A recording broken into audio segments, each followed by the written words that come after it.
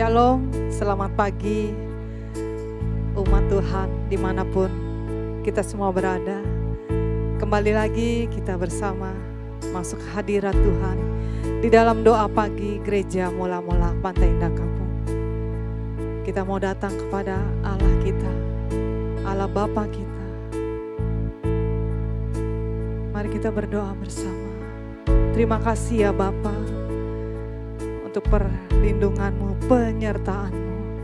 Sepanjang kami beristirahat, kami mengucap syukur buat pagi yang kami boleh bangun tidur dengan tubuh yang sehat dan segar. Itu semua karena Engkau masih memberikan kesempatan untuk kami boleh mengecap kebaikan-Mu hari ini. Terima kasih ya Bapa, terima kasih. Kalau kami mau datang bersama, kami mau menghadap Engkau, bersekutu dengan Engkau dan firman-Mu. Mari Engkau hadir bersama-sama dengan kami, melawat kami. Terima kasih ya Bapa, terima kasih. Di dalam nama-Mu, anak-Mu yang tunggal Tuhan Yesus yang kami kasihi, kami berdoa. Haleluya, amin. Sucikan dan kuduskan hati dan hidup kami ya Bapa. Dengan darah anak-Mu, kami mau datang untuk bisa layak kembali di dalam hadirat-Mu. Haleluya. Sucikan dan kuduskan hati ini untuk layak menghadap hadirat-Mu. Tubuh, jiwa, rohku kuserahkan padamu, ku menyembah-Mu. Haleluya. Sucikan dan kuduskan hati ini untuk layak menghadap hadirat-Mu. Tubuh, jiwa, rohku kuserahkan padamu, ku menyembah-Mu. Kami mau tinggikan nama-Mu ya Tuhan.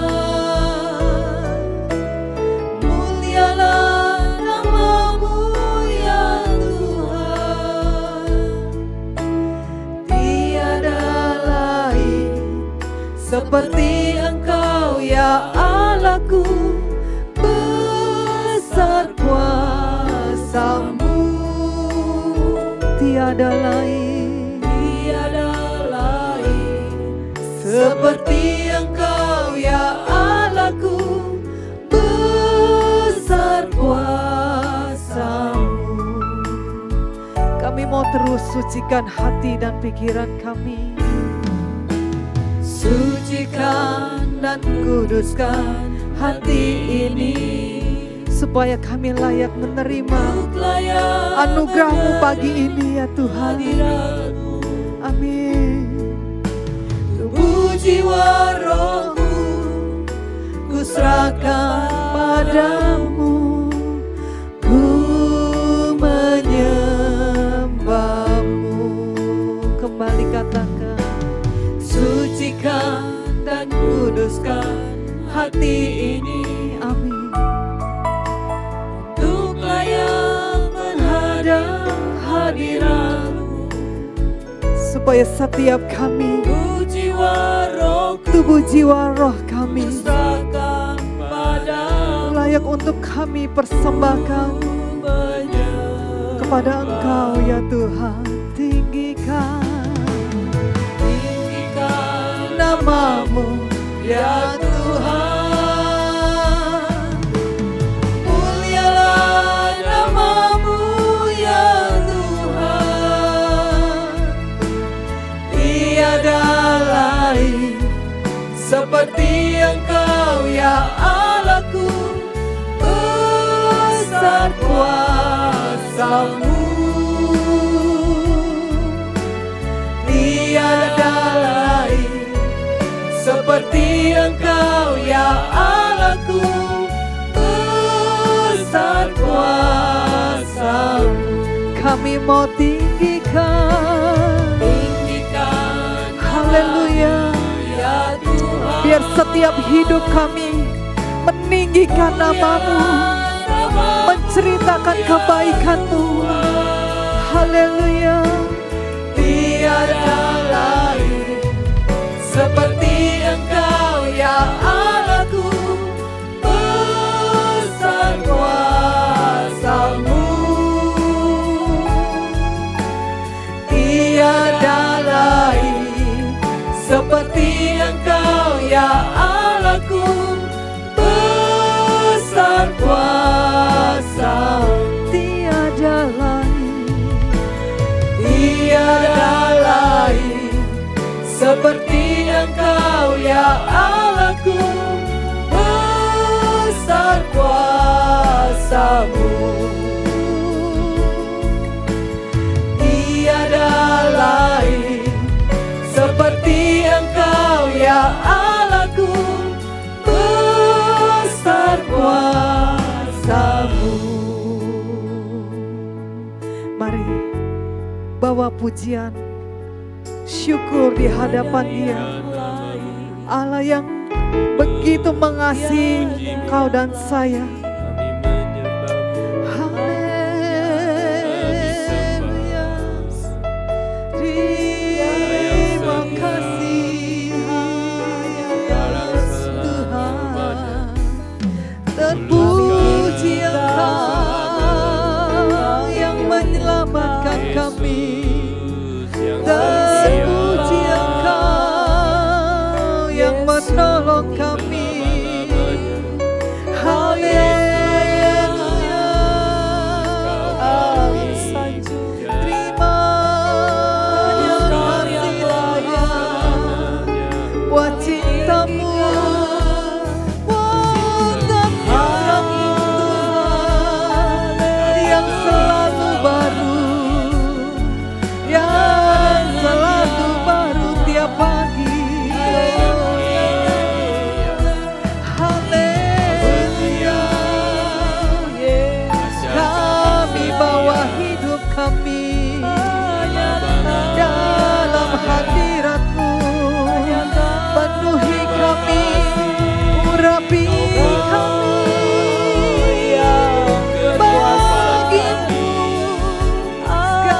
segala kemuliaan, hormat, pujian. Terima kasih Tuhan, terima kasih, terima kasih, terima kasih.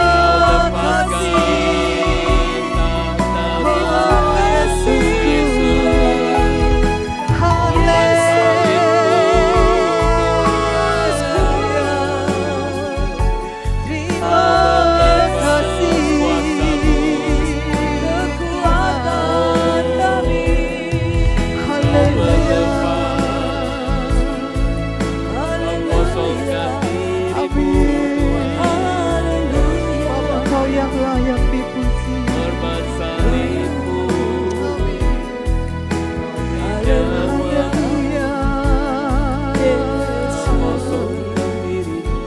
Mari umat Tuhan datang kepada Dia yang ada di hadapan kita. Dia yang tahu masalah, Dia yang tahu pergumulan. Mari datang, minta hikmat-Nya, minta kekuatan yang baru untuk bisa terus berjuang sampai kita bisa sempurna serupa dengan gambaran anaknya. Kita boleh menang atas pergumulan, kita boleh menang atas setiap pergumulan hidup, pencobaan. Terima kasih Tuhan buat Roh Kudus yang Kau hadirkan buat kami.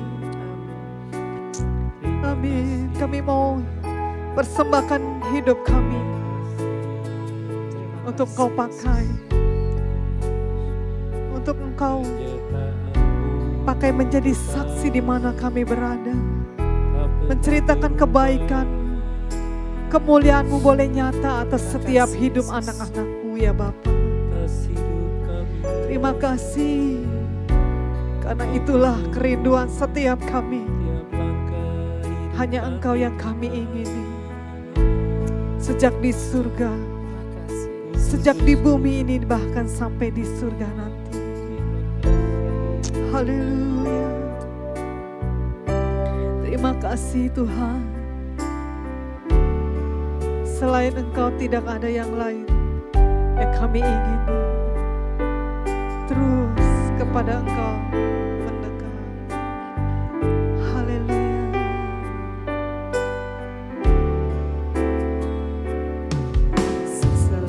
Selain Kau tiada yang lain.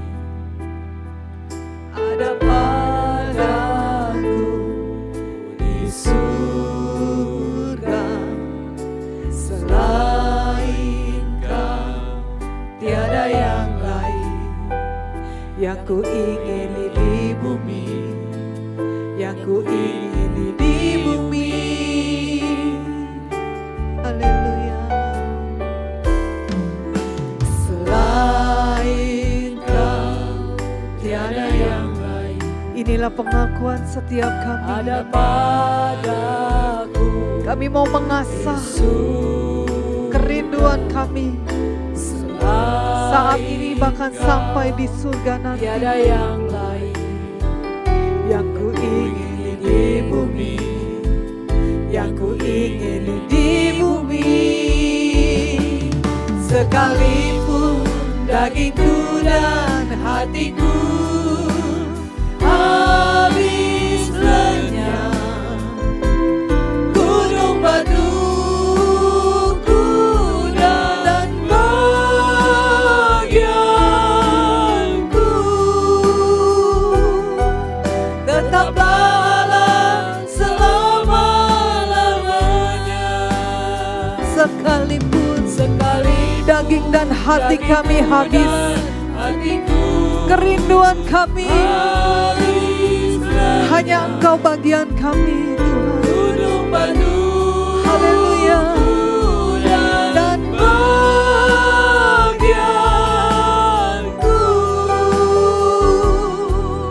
tetaplah Allah selama-lamanya.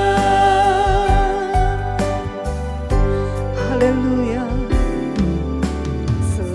Selain Kau tiada yang lain. Ada padaku di surga. Selain Kau tiada yang lain. Yang ku ingini di bumi, Yang hanya kami yang ingini ku ingini di Engkau saja Tuhan. Sekalipun dagingku dan hatiku habis lenyap, gunung batuku dan bagianku tetaplah Allah selama-lamanya. Sekalipun Haleluya. dagingku dan Amin Tuhan. habis lenyap, gunung batuku dan bagianku tetaplah Allah selama-lamanya. Tetaplah Allah selama-lamanya. Tetaplah Allah selama-lamanya. benar Tuhan. Engkau adalah bagian kami selama-lamanya. Buat kami yang mengasihi Engkau, kami siap mendengar firman-Mu pagi ini. Haleluya.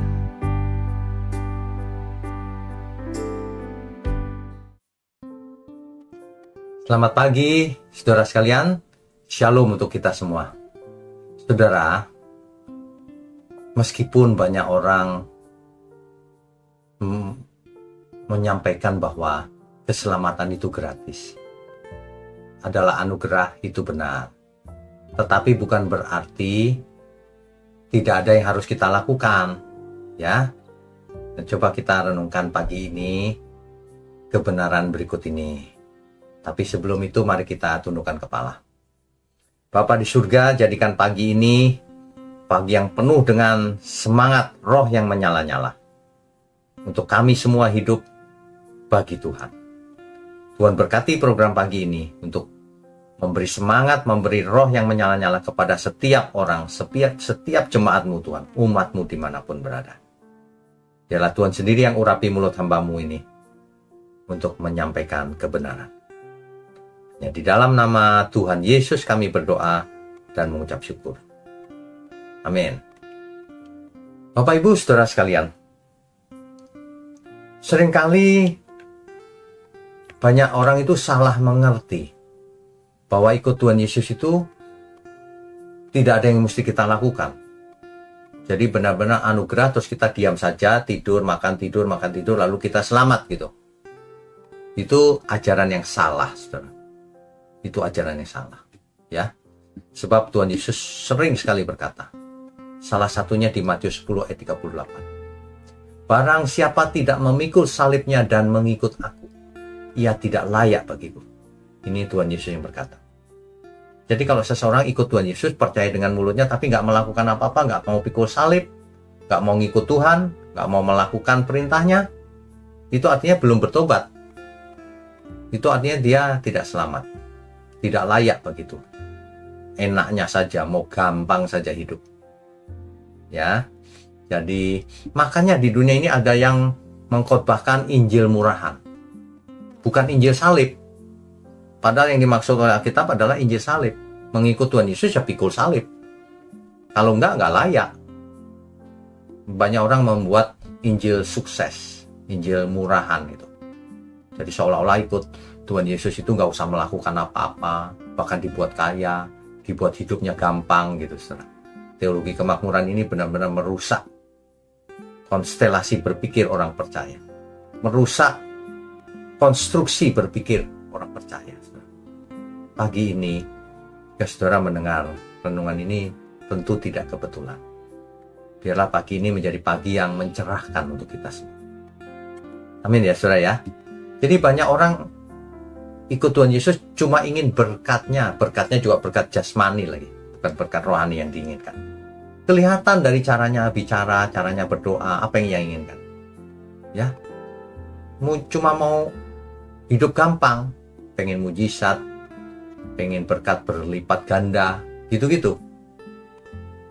Padahal Tuhan Yesus tidak mengajar demikian. Ya, Tuhan Yesus tidak pernah berkata gini, ikut aku nanti semuanya hidup jadi gampang, tokomu akan laris, gak pernah. Tapi Tuhan Yesus berkata dalam Lukas 9 ayat 23, setiap orang yang mau mengikut aku, ia harus menyangkal dirinya, memikul salibnya setiap hari dan mengikut aku. Kan jelas itu saudara. Jadi kalau kita mengikut Tuhan Yesus, percaya, beriman kepadanya, ada harga yang harus dibayar. Siapa bilang tidak ada harganya? Yang pertama, menyangkal diri. Menyangkal diri itu maksudnya menolak keinginan diri sendiri yang kedagingan. Mengarahkan keinginan kita kepada keinginan Tuhan, kehendak Tuhan. Ya. Tidak semua yang menyenangkan kita itu boleh dilakukan. Kalau menyenangkan kita tapi tidak menyenangkan Tuhan, jangan dilakukan. Kalau itu menyenangkan Tuhan, meskipun tidak menyenangkan kita, harus kita lakukan. Ini bertentangan dengan cara hidup orang dunia. Ya. Contohnya, menolak hidup dalam dosa. Harus dan kompromi kalau kita mau ikut Tuhan. Meskipun banyak orang melakukannya, nggak apa-apalah, dosa sekali-sekali aja, gitu. Nah, jadi harganya itu mahal, saudara, ikut Tuhan Yesus itu. Kadang kita ikut Tuhan Yesus, kita mengabarkan yang benar, malah dimusuhin. Bukan dimusuhin sama orang lain, kadang-kadang sama keluarga sendiri, juga sama teman-teman seiman, dimusuhi, saudara. Itu harganya yang harus kita tanggung. Ya. Kemudian kalau kita melakukan kebenaran ini disiplin, maka kenyamanan pribadi seringkali hilang. Ya nggak apa-apa, memang itu harga yang harus dibayar. Ya, kalau kita mau doa pagi harus bangun pagi, enak-enak tidur harus bangun. Ya itu bayarannya, itu belum seberapa, saudara. Rasul Paulus berkata, pelayananmu belum mencucurkan darah. Ya, jadi memberikan kenyamanan berkurang untuk orang yang tidak biasa memberi.